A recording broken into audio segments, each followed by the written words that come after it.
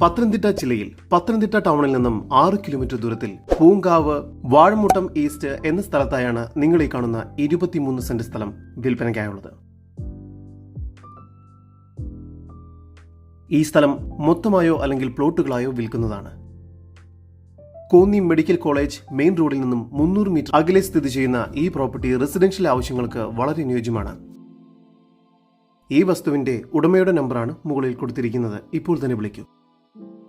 ഈ പ്രോപ്പർട്ടിക്ക് അടുത്തായി തന്നെ എല്ലാവിധ സൗകര്യങ്ങളും ലഭ്യമാണ്.